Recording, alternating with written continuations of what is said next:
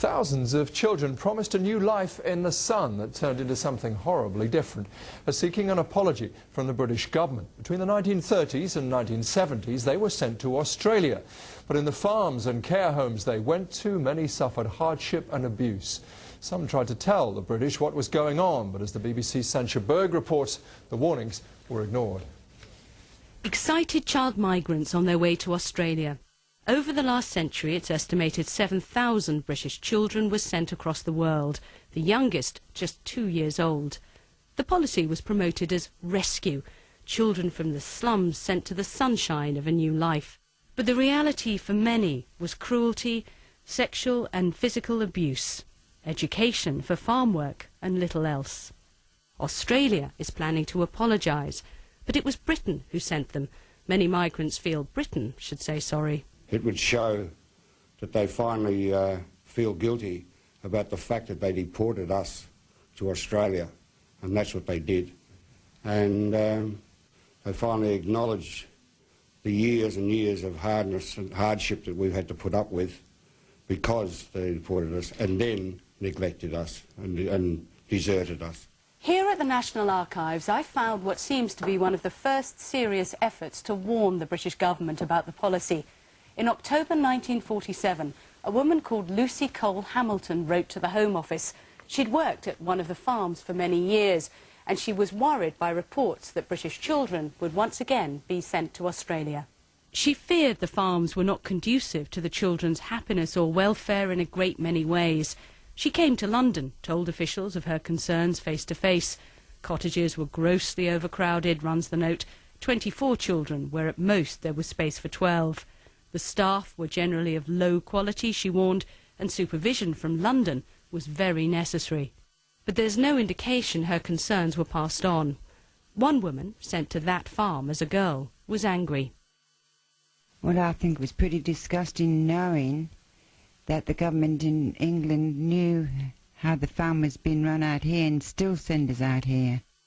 I think that an apology needs to be given both here effectively from the government to apologise for what happened and the lapses in the authorities in this country, and also for what happened to these children when they arrived on the shores of Australia. And even now, that's important. Former migrants say it would counter the feeling that Britain waved them goodbye and then forgot about them. Sancha Berg, BBC News. It is 40 years late, but finally today, Gordon Brown apologised for Britain's role in shipping tens of thousands of children off to the colonies. The destitute youngsters were supposedly being sent to a better life in Australia. In fact, many ended up as labourers or in cruel institutions. Speaking in Parliament, the Prime Minister described the child migrants programme as shameful. John Kay reports. They left home full of hope, promised a new life down under. But for many of the young orphans shipped abroad, the reality was horrific abuse. To each and every one, I say today, we are truly sorry. They were let down. We are sorry they were allowed to be sent away at the time they were most vulnerable. We are sorry that instead of caring for them, this country turned its back. Rex has waited 50 years to hear that. As a little boy, he was deported to Australia, away from everyone and everything he knew. Today, that one word from Gordon Brown made a big difference. I didn't expect him to be so sincere about it. And he was sincere, as the other members of Parliament were. I think my opinion's changed. I think I can accept the government's apology, which is good. You are heroes. Welcome home. You are with friends. We will support you all your lives. Around 50 members of the so-called lost generation were flown back to Britain for the apology. Among them, June Marie Reid, who claims she suffered years of abuse and harsh treatment when she arrived in Australia. She left Britain as a child and has returned today as a pensioner. She told me this has been an historic moment, but more can still be done. It's like a scar. It's dead inside you. And would compensation help you cope with that? Yeah, it could. It would be good. It really would. The Australian government has already apologised for its involvement in the child migrants programme.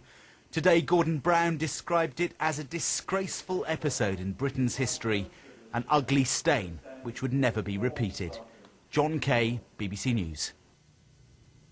Sorry for those people, and it should have come a long, long time ago. Britain will formally apologise for its role in resettling thousands of children, mainly without their parents' consent, to Australia and Canada over the last century. Meanwhile, the Australian government is due to make a national apology on Monday to 500,000 children who were placed in foster homes and institutional care between the 1930s and 70s. Those children were promised a better life, but many later complained of physical and sexual abuse in care homes and on farms. Nick Bryant has this report from Canberra. The story of the British child migrants shipped to Australia has been described as a shameful history of deceit, lies and official neglect. The children were commonly told they were orphans, only to find out decades later that their parents were still alive. Most were deported without the consent of their mothers and fathers. Sandra Anker was brought to Australia at the age of 6. Tricked into thinking she was embarking on a great adventure, she became a castaway of the British Empire. We've had a horrendous life. It took years and years of misery, of not knowing where we come from, who we were, being denied our birthright of being British. It's really, really been horrendous. At Parliament House in Canberra, the Australian government will say sorry to British child migrants on Monday morning, and that appears to have prompted a change of heart in London.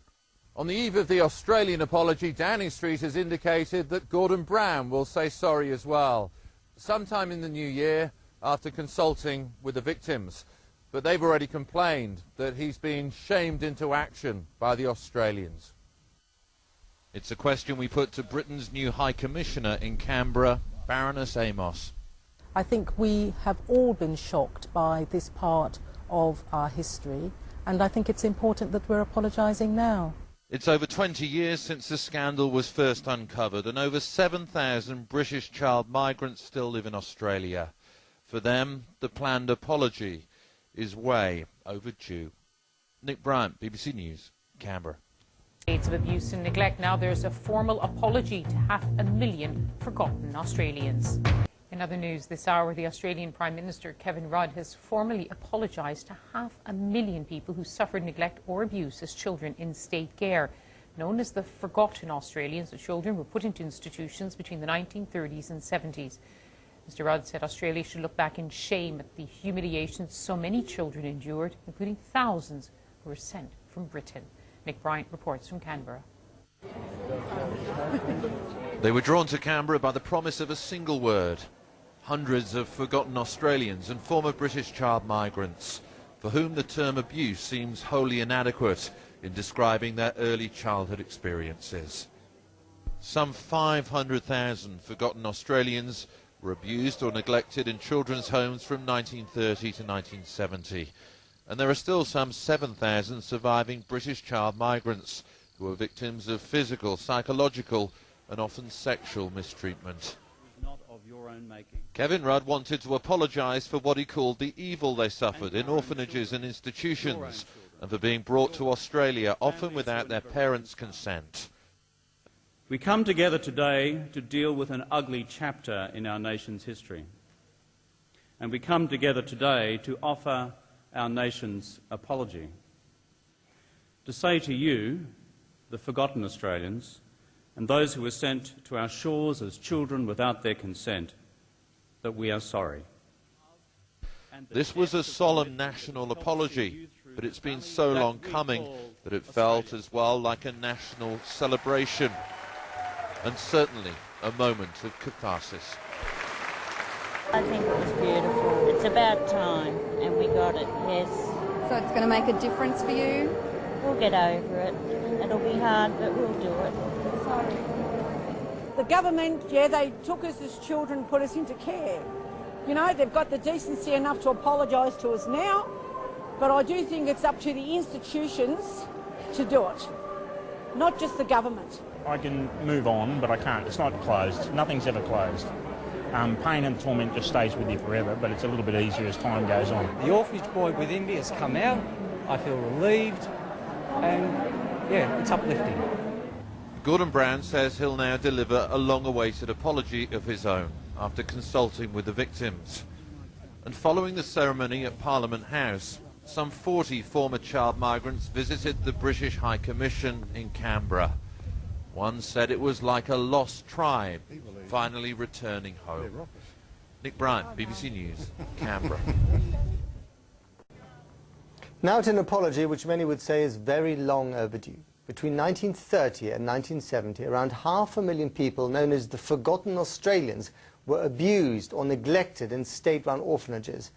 And today in Canberra, Prime Minister Kevin Rudd said that he was sorry for the childhoods lost. In a highly emotional ceremony, attended by many British citizens who were shipped out of their country, Rudd expressed his hope that the national apology would help heal the pain.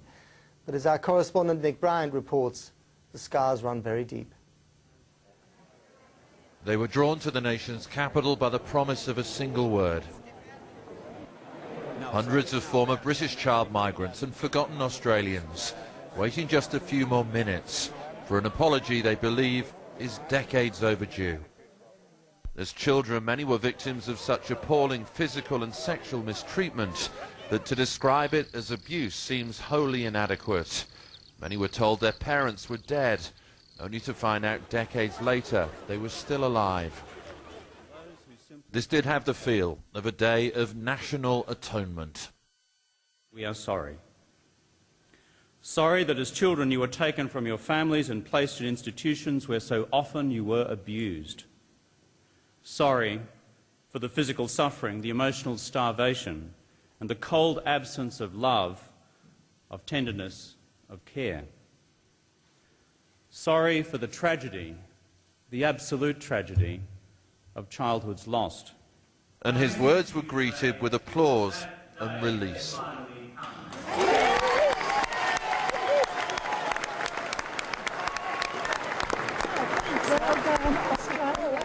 The policy lasted until the late 1960s. Care agencies worked with the government to send disadvantaged children to what was supposed to be a rosy future and supply what was deemed good white stock to a former colony. There's a strong belief that a rural society was somehow ideologically superior, that it led to greater health physically, but also spiritually, emotionally. These children will be better off, moved from inner cities in this country to rural environments overseas.